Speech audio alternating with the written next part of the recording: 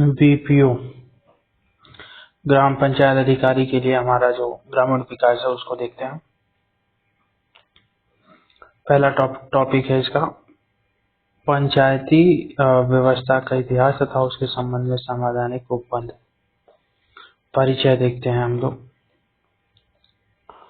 वैदिक ग्रंथों में क्या है? वैदिक ग्रंथों में सभा और समिति का उल्लेख है। ऐतिहासिक प्रमाणों के अनुसार वैशाली में विश्व का पहला गणतंत्र स्थापित हुआ था।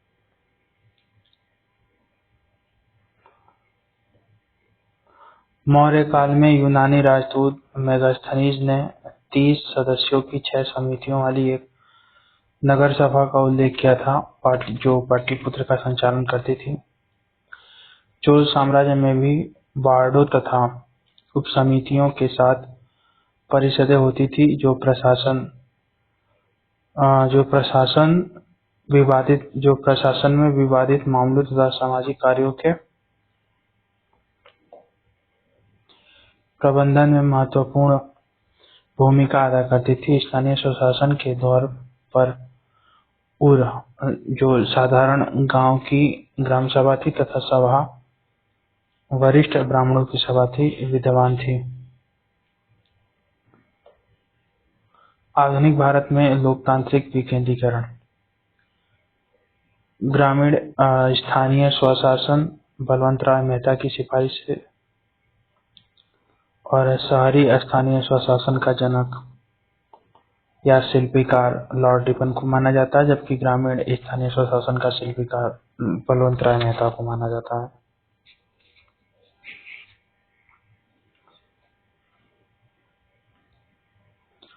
भारत में स्वतंत्रता के पश्चात 2 अक्टूबर 1959 को जवाहरलाल नेहरू ने राजस्थान के नागौर जिले के बगधरी गांव में लोकतांत्रिक विकेंद्रीकरण के तहत पंचायती राज व्यवस्था लागू की। पंचायती राज व्यवस्था को तृणमूल लोकतंत्र ग्रास रूट डेमोक्रेसी अर्थात जमीनी स्तर पर लोकतंत्र के रूप में जाना जाता है। संवैधानिक दर्जा, हमारे संविधान में नीति निर्देशक तत्वों टीपीएसपी के अनुच्छेद 40 में कहा गया है कि राज्य ग्राम पंचायतों का गठन करने के लिए कदम उठाएगा। 24 अप्रैल 1993 में संविधान में 73वां संविधान संशोधन करके पंचायती राज संस्था को संवैधानिक मान्यता प्रदान की गई। ब्रिटिश काल में स्थानीय स्वशासन,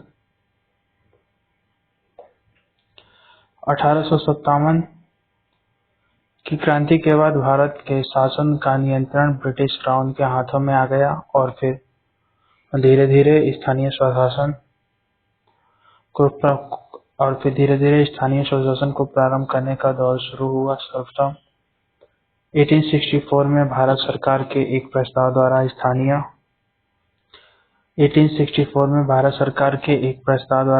स्वशासन को मान्यता प्रदान की गई तथा 1870 में लॉर्ड मेयो ने पंचायत को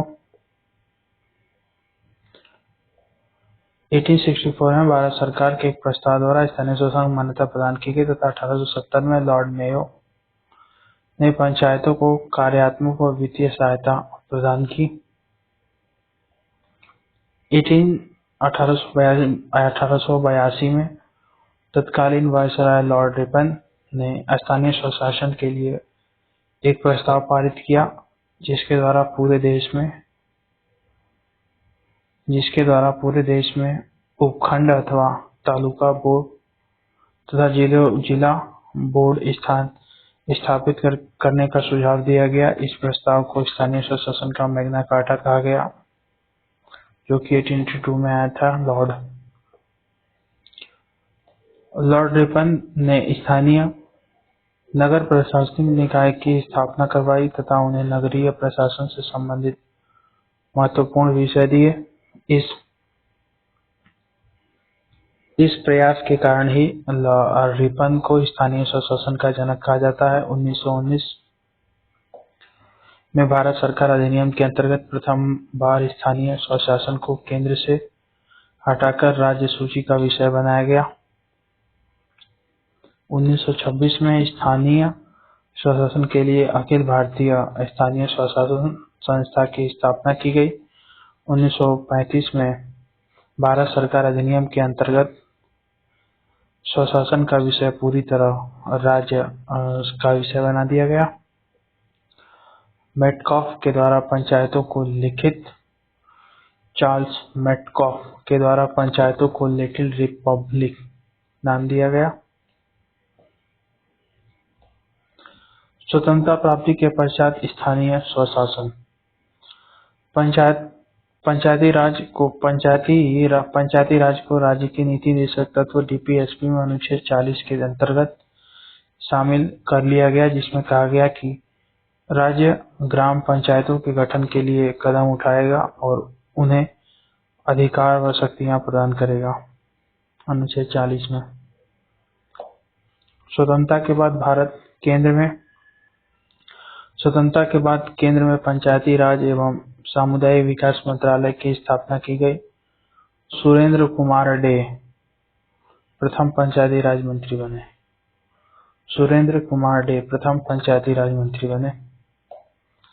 पंचायती राज पर विभिन्न समितियां। नंबर 1 है बलवंत राय मेहता समिति। बलवंत राय मेहता को पंचायती राज व्यवस्था का शिल्पकार माना जाता है। जनवरी 1957 में भारत सरकार ने सामुदायिक विकास कार्यक्रम जनवरी 1957 भारत सरकार ने सामुदायिक विकास कार्यक्रम तथा राष्ट्रीय विस्तार सेवा 1953 द्वारा किए गए कार्यों की जांच और उनके बेहतर ढंग से कार्य करने के लिए उपाय सुझाने के लिए एक समिति का गठन किया गया। इस समिति के अध्यक्ष बलवंत राय मेहता थे। समिति ने नवंबर 1957 को अपनी रिपोर्ट सौंपी और लोकतांत्रिक विकेंद्रीकरण की योजना की सिफारिश की, जो कि अंतिम रूप से पंचायती राज के रूप में जाना गया। समिति द्वारा दी गई सिफारिशें। नंबर 1 है 3 स्तरीय पंचायती राज पद्धति की स्थापना। गांव स्तर पर ग्राम पंचायत, ब्लॉक स्तर पर पंचायत समिति, जिला स्तर पर जिला परिषद। ये तीनों स्तर आपस में अप्रत्यक्ष चुनाव द्वारा गठित होकर जुड़े होने चाहिए। दूसरा, ग्राम पंचायत की स्थापना प्रत्यक्ष रूप से चुने हुए प्रतिनिधियों के द्वारा होनी चाहिए, जबकि पंचायत समिति और जिला परिषद का गठन अप्रत्यक्ष रूप से चुने हुए सदस्यों के द्वारा होना चाहिए।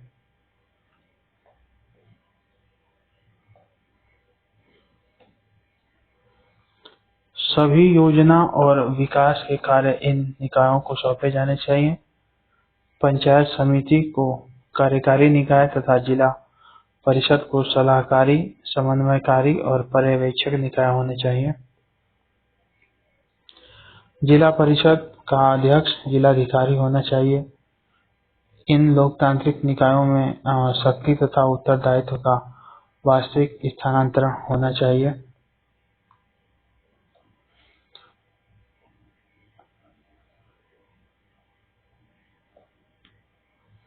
इन निकायों को पर्याप्त स्रोत मिलने चाहिए। 8वां है भविष्य में अधिकारों के और अधिक प्रत्यानयन के लिए एक पद्धति विकसित की जानी चाहिए।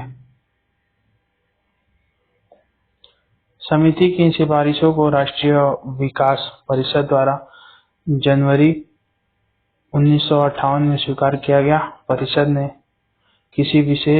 किसी विशिष्ट प्रणाली पर जोर न देकर यह राज्यों पर ही छोड़ दिया ताकि वे अपनी स्थानीय स्थिति के अनुसार इन नमूनों को विकसित करें, किंतु बुनियादी सिद्धांत और मुख्य आधारभूत विशेषताएं पूरे देश में समान होनी चाहिए।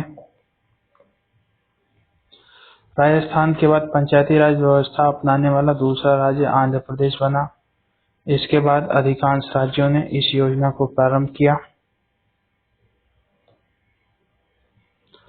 परंतु राज्यों की इन संस्थाओं में स्तरों की संख्या, समिति और परिषद की सापेक्ष स्थिति, उनका कार्यकाल संगठन कार्य, राजस्व और अन्य तरीकों में अंतर था। उदाहरण के लिए राजस्थान में त्रिस्तरीय पंचायत पद्धति अपनाएगी, जबकि तमिलनाडु में द्विस्तरीय पंचायत पद्धति अपनाएगी। पश्चिम बंगाल में 4 स्तरीय पद्धति अपनाई गई। राजस्थान, आंध्र प्रदेश पद्धति में पंचायत समिति मजबूत थी क्योंकि नियोजन व विकास की इकाई ब्लॉक थी, जबकि महाराष्ट्र, गुजरात पद्धति में जिला परिषद शक्तिशाली थी क्योंकि योजना व विकास की इकाई जिला थी। कुछ राज्यों ने न्याय पंचायत की भी स्थापना की, जो कि छोटे दीवानी या आपराधिक मामलों के लिए थी।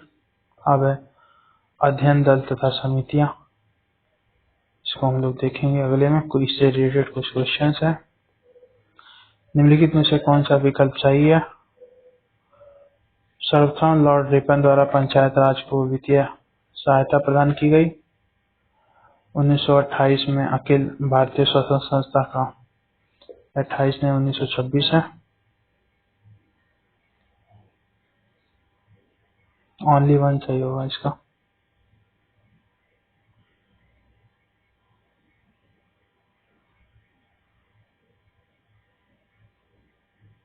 मेयो के समय में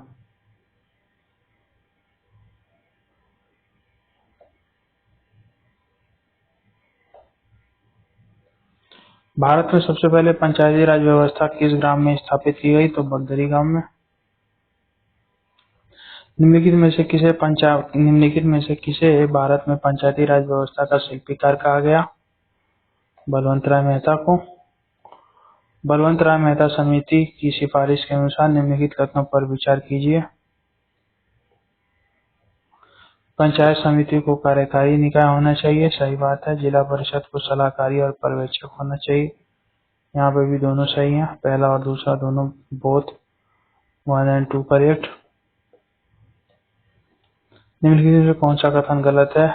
लॉर्ड रिपन को स्थानीय संशोधन का जनक कहा जाता है, सही बात है। गांधी और अंबेडकर पंचायती राज व्यवस्था के प्रबल समर्थक थे, अंबेडकर नहीं थे, गांधी जी थे। संविधान के अनुच्छेद 40 में पंचायती राज व्यवस्था की सिफारिश की गई है, उपरोक्त सब सही है, ये गलत है। खत्म। दूसरा है हमारा अशोक मेहता समिति। दिसंबर 1977 में जनता पार्टी की सरकार के द्वारा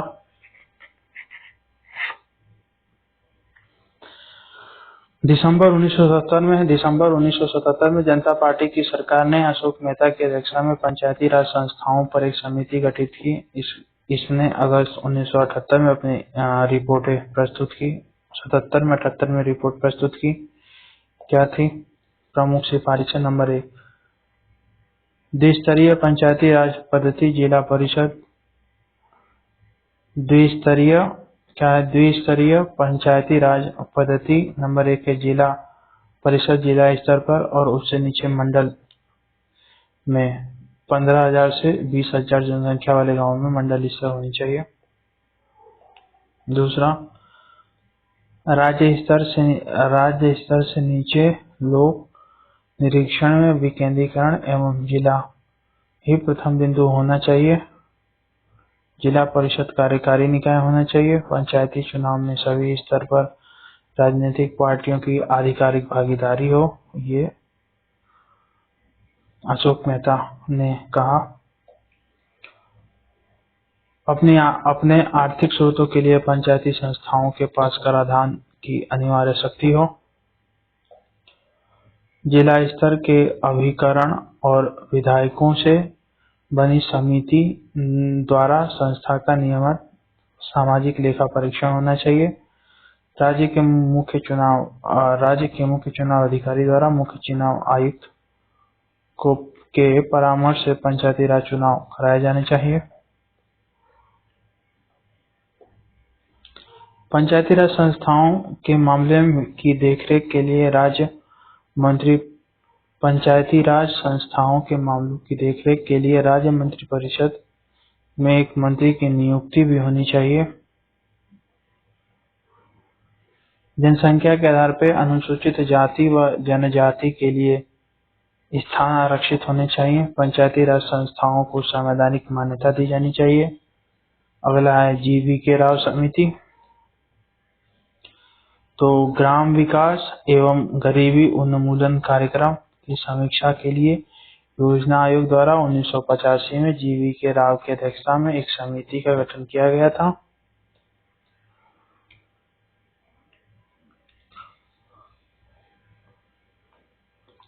समिति इस निष्कर्ष पर पहुंची कि विकास प्रक्रिया दफ्तरशाही युक्त होकर पंचायती राज व्यवस्थाओं से विच्छेदित हो गई है तथा पंचायती राज संस्थाएं कमजोर हो गई हैं।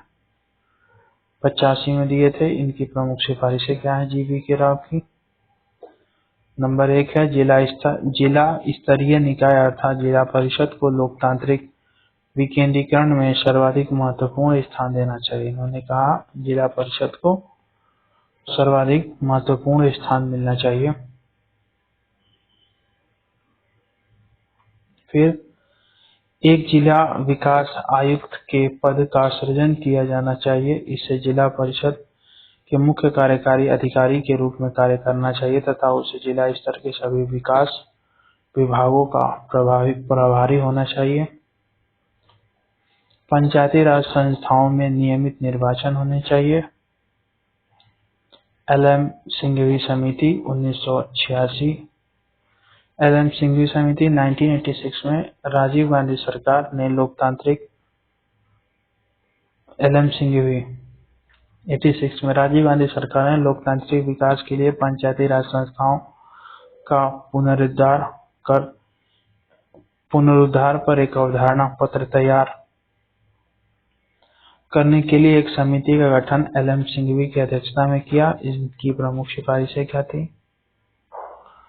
नंबर 1 है पंचायती राज संस्थाओं को संवैधानिक रूप मान्यता देने और उनके संरक्षण के लिए भारत के संविधान में एक नया अध्याय जोड़ा जाए। दूसरा है गांवों के समूह के लिए न्याय पंचायत की स्थापना की जाए। तीसरा है ग्राम पंचायत को ज्यादा व्यवहारिक बनाने के लिए गांवों का पुनर्गठन किया जाए। गांव को पंचायतों को ज्यादा आर्थिक संसाधन उपलब्ध कराया जाए। पंचायती राज संस्थाओं के चुनाव, उनके विघटन व उनके कार्यों से संबंधित जो भी विवाद उत्पन्न हो उनके निस्तारण के लिए न्यायिक अधिकरण की स्थापना की जाए। थुंगन समिति 1988 में संसद की सलाह पर 1988 संसद की सलाहकार समिति की एक उप समिति PK थुंगन की अध्यक्षता में राजनीतिक व प्रशासनिक जांचों की जांच करने के उद्देश्य से गठित की गई। इस समिति ने पंचायती राज व्यवस्थाओं को मजबूत करने का सुझाव दिया। इसकी प्रमुख सिफारिशें क्या क्या थी?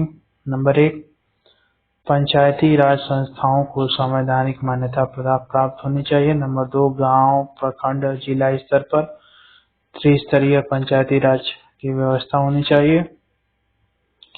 जिला परिषद को पंचायती राज व्यवस्था की धुरी होनी चाहिए तथा जिले में योजना निर्माण एवं विकास की एजेंसी के रूप में कार्य करने चाहिए। पंचायती राज संस्थाओं का 5 वर्ष का निश्चित कार्यकाल होना चाहिए। 5वां है पंचायती राज पर केंद्रित विषयों की एक विस्तृत सूची तैयार की जानी चाहिए तथा उसे संविधान में समाहित करना चाहिए। 6वां है पंचायती राज के 3 स्तरों पर जनसंख्या के हिसाब से आरक्षण होने चाहिए। महिलाओं के लिए आरक्षण भी होने चाहिए। सबसे पहले किसने बात करी थी? PK थुंगन समिति की सिफारिश है ये 1988। हर राज्य में एक राज्य वित्त आयोग का गठन किया जाना चाहिए। जिला परिषद को मुख्य कार्यकारी पदाधिकारी जिले का कलेक्टर होगा। फिर गाटकिल समिति भी 88 में आई थी। 1988 में BN गाटकिल की अध्यक्षता में एक नीति एवं कार्यक्रम समिति का गठन कांग्रेस पार्टी ने किया। ये समिति पंचायती राज को प्रभावी कैसे बनाया जाए इस पर विचार करने के लिए गठित की गई थी। इसकी प्रमुख सिफारिशें गाड़ी की क्या है? पंचायती राज संस्थाओं को संवैधानिक दर्जा, गांव, प्रखंड, जिला स्तर पर त्रिस्तरीय पंचायत। पंचायती राज संस्थाओं का कार्यकाल 5 वर्ष तक सुनिश्चित किया जाए। पंचायतों के तीनों स्तरों के सदस्यों का सीधा निर्वाचन हो। पंचायती राज संस्थाओं को कर, टैक्स लगाने, वसूलने, जमा करने का अधिकार हो। राज्य वित्त आयोग की स्थापना की जानी चाहिए। एक राज्य चुनाव आयोग की स्थापना जो पंचायत के चुनाव को संपन्न कराए। संवैधानिकरण कैसे हुआ? राजीव गांधी सरकार ने एल.एम. सिंघवी समिति की अनुशंसा के आधार पर राजीव गांधी सरकार ने पंचायती राज संस्थाओं को संवैधानिकरण और उन्हें ज्यादा शक्तिशाली और व्यापक बनाने हेतु 1989 में 64वां संविधान संशोधन विधेयक 64वां संविधान संशोधन विधेयक लोकसभा में पेश किया गया। ये लोकसभा से तो पारित हो गया, परंतु राज्यसभा में पारित नहीं हो पाया। इस विधेयक में केंद्र को अधिक मजबूत बनाने का प्रावधान था। फिर है वीपी सिंह सरकार। सितंबर 1990 में लोकसभा में एक संविधान संशोधन विधेयक प्रस्तुत किया गया, लेकिन सरकार गिरने के साथ ही विधेयक भी समाप्त हो गया। अब नरसिम्हा सरकार। पीवी नरसिम्हा राव के प्रधानमंत्रित्व में कांग्रेस सरकार ने सितंबर 1991 में लोकसभा में एक संविधान संशोधन विधेयक प्रस्तुत किया। यह विधेयक 73वें संविधान संशोधन अधिनियम 1992 के रूप में 24 अप्रैल 1993 को प्रभाव में आया। अब क्वेश्चन, निम्नलिखित में से कौन सी समिति ने त्रिस्तरीय पंचायती राज की सिफारिश की थी? बलवंत राय मेहता। पंचायती राज व्यवस्था के लिए गठित कौन सी सही क्रम है? पंचायती राज व्यवस्थाओं के लिए बलवंत राय मेहता समिति 57 में, अशोक 77 में, पीके थुंगन 88 में, एल.एम. सिंघवी समिति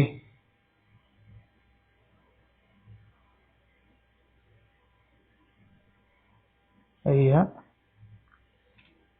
जे.वी.के. राव समिति है 85 में।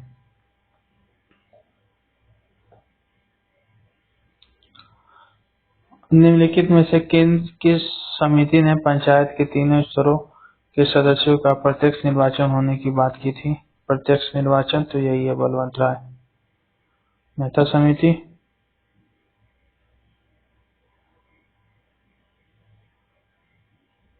नहीं, ये नहीं है, एल.एम.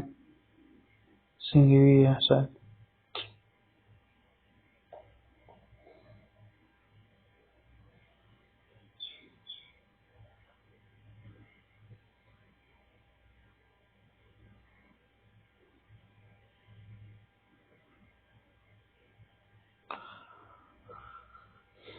अब निम्नलिखित में से कौन सा कथन सही है? तो यही है। कौन सा सही नहीं है? 1919 के भारत शासन अधिनियम के तहत प्रांतों में दोहरे शासन की व्यवस्था की गई तथा स्थानीय स्वशासन को हस्तांतरित सूची में रखा गया। ये भी सही है। 1935 के अधिनियम इसे और व्यापक सुधार बनाया गया। ये भी सही है। 58 में योजना आयोग, नीति आयोग, सामुदायिक विकास कार्यक्रम 1952 में था। अब है 1992 का 73वां संविधान संशोधन अधिनियम।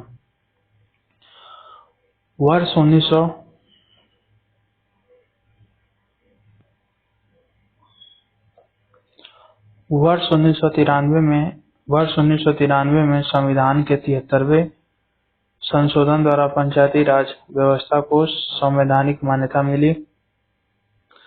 वर्ष 1993 में संविधान के 73वें संविधान संशोधन द्वारा पंचायती राज व्यवस्था को संवैधानिक मान्यता मिली। इसका उद्देश्य था कि देश के करीब 2.5 लाख पंचायतों को अधिक अधिकार प्रदान कर उसे सशक्त बनाना, और उम्मीद थी कि ग्राम पंचायतें स्थानीय जरूरतों के अनुसार योजना बनाए उन्हें लागू करें।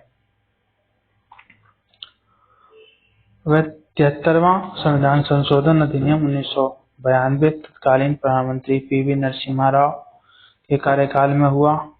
संसद द्वारा पारित होने के बाद 20 अप्रैल 1993 को राष्ट्रपति की स्वीकृति और 24 अप्रैल 1993 को लागू हो गया। परिणाम स्वरूप 24 अप्रैल को पंचायती राज दिवस मनाया जाता है।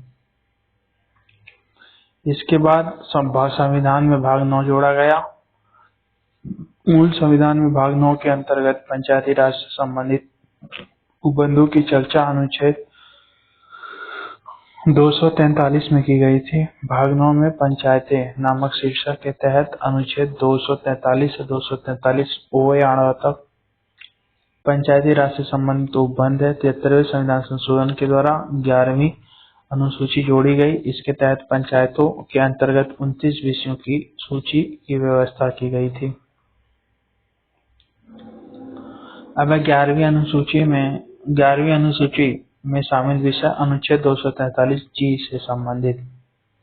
नंबर 1 है कृषि विस्तार, भूमि विकास, भूमि सुधार, कार्यान्वयन, चकबंदी और भूमि संरक्षण, लघु सिंचाई, जल प्रबंधन, जल विभाजक क्षेत्र विकास, पशुपालन, डेयरी और कुक्कुट पालन, मत्स्य, सामाजिक वानिकी और फार्म वानिकी, लघु वन उपज, लघु उद्योग जिसके अंतर्गत खाद्य प्रसंस्करण उद्योग भी शामिल है, खादी ग्राम उद्योग एवं कुटीर उद्योग, फिर ग्राम विकास एवं आवासन, पेयजल, ईंधन और चारा, सड़कें, पुलिया, फेरी, जलमार्ग, अन्य संचार साधन, ग्रामीण विद्युतीकरण जिसके अंतर्गत विद्युत का वितरण शामिल है, अपारंपरिक ऊर्जा शोध, गरीबी उन्मूलन कार्यक्रम, शिक्षा जिसके अंतर्गत प्राथमिक और माध्यमिक विद्यालय भी है, तकनीकी प्रशिक्षण और व्यवसायिक शिक्षा, प्रौढ़ और अनौपचारिक शिक्षा,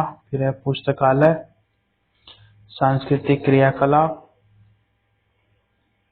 बाजार, मेले, स्वास्थ्य और स्वच्छता, अस्पताल, प्राथमिक स्वास्थ्य केंद्र और औषधालय, परिवार कल्याण, महिला और बाल विकास, समाज कल्याण, दिव्यांग और मानसिक रूप से मंद व्यक्तियों का कल्याण, दुर्बल वर्गों का विशिष्टया अनुसूचित जाति और जनजाति का कल्याण, सार्वजनिक वितरण प्रणाली और सार्वजनिक संपत्ति की देखरेख। अब क्या है, इस अधिनियम के उपबंध के अनुसार नई पंचायत पद्धति को अपनाने के लिए राज्य सरकारें संवैधानिक रूप से बाध्य हैं।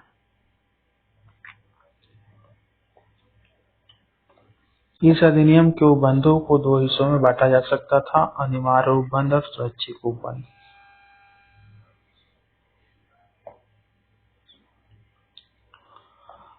स्वैच्छिक प्रावधान राज्य को नई पंचायत राज पद्धति अपनाने के लिए स्वैच्छिक प्रावधान राज्य को नई पंचायत राज पद्धति अपनाते समय भौगोलिक, राजनीतिक एवं प्रशासनिक तथ्यों का ध्यान में रखकर अपनाने का अधिकार सुनिश्चित करता है। स्वैच्छिक में प्रमुख विशेषताएं, ग्राम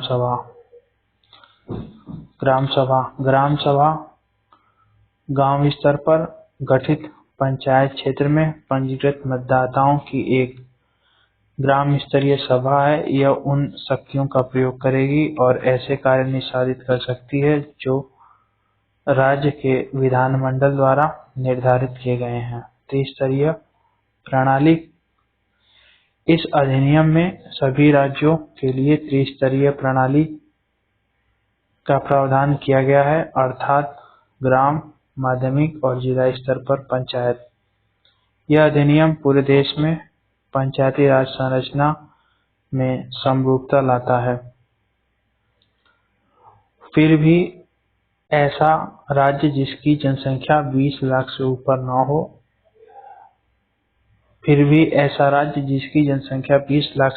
न हो, माध्यमिक स्तर पर पंचायत का गठन न करने की छूट देता है।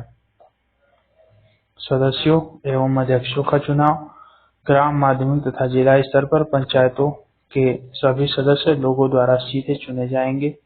इसके अलावा माध्यमिक व जिला स्तर पर पंचायत अध्यक्ष का चुनाव निर्वाचित सदस्यों द्वारा उन्हीं में से अप्रत्यक्ष रूप से होगा, जबकि गांव स्तर पर पंचायत के अध्यक्ष का चुनाव राज्य विधानमंडल द्वारा निर्धारित तरीके से किया जाएगा।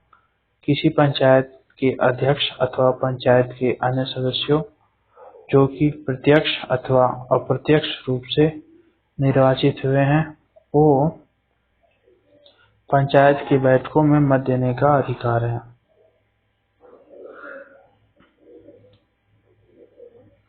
सीटों का आरक्षण किसी राज्य में अरुणाचल प्रदेश में SC/ST के लिए आरक्षण नहीं है। सीटों का आरक्षण, ये अधिनियम प्रत्येक पंचायत में सभी तीनों स्तरों पर अनुसूचित जाति एवं जनजाति को उनकी संख्या के कुल जनसंख्या के अनुपात में सीटों पर आरक्षण उपलब्ध कराता है। राज्य विधानमंडल गांव या अन्य स्तर पर पंचायतों में अनुसूचित जाति व जनजाति के लिए अध्यक्ष के पद के लिए आरक्षण भी प्रदान करेगा। इस अधिनियम में यह व्यवस्था की गई कि आरक्षण के मामले पर महिलाओं के लिए उपलब्ध कुल सीटों की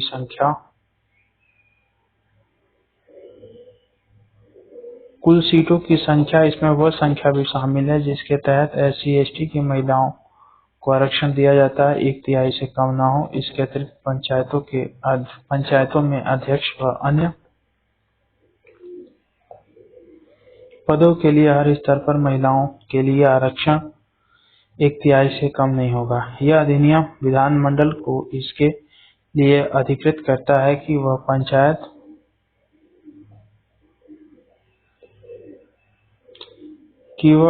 पंचायत अध्यक्ष के कार्यकाल में पिछड़े वर्गों के लिए किसी भी स्तर पर आरक्षण की व्यवस्था करे।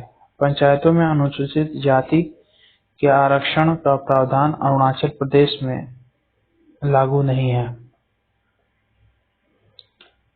ऐसा इसलिए कि यह राज्य पूरी तरह से इसके मूल निवासी जनजाति से आबाद है। कोई अनुसूचित जाति नहीं है। यह प्रावधान 83वें संविधान संशोधन अधिनियम 2000 के द्वारा जोड़ा गया। ये महत्वपूर्ण है। 83वें संविधान संशोधन अधिनियम 2000 के द्वारा जोड़ा गया। अब पंचायतों का कार्यकाल देखते हैं। प्रथम बैठक की कार्यकाल कब से स्टार्ट होगा? प्रथम बैठक की तारीख से 5 वर्ष तक पंचायत के विघटन होने की दशा में 6 माह के अंदर चुनाव हो जाएगा।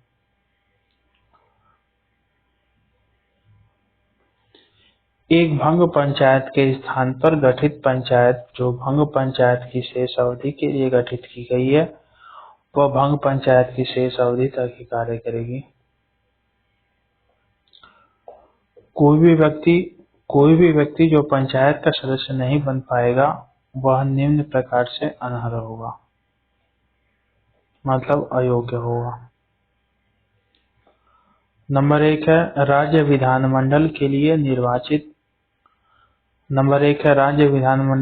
निर्वाचित होने के उद्देश्य से संबंधित राज्य में उस समय कानून के अंतर्गत।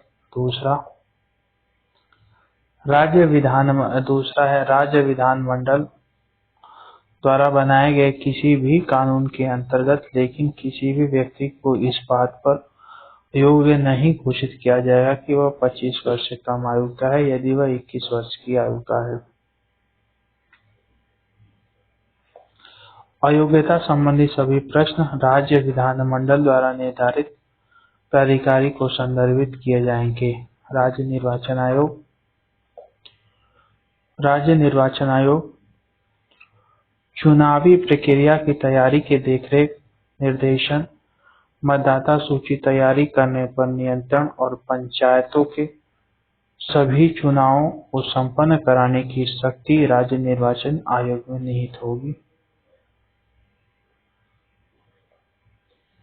इसमें राज्यपाल द्वारा नियुक्त चुनाव आयुक्त सम्मिलित है, उसकी सेवा शर्तें और पदावधि भी राज्यपाल द्वारा निर्धारित की जाएंगी। इसे राज्य के उच्च न्यायालय के न्यायाधीश को हटाने के लिए निर्धारित तरीकों से के अलावा अन्य तरीके से नहीं हटाया जाएगा। उसकी नियुक्ति के बाद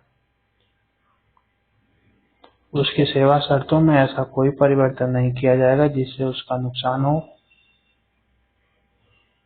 पंचायतों के चुनाव संबंधित मामलों पर राज्य विधान कोई भी उपबंध बना सकता है। शक्तियां व कार्य।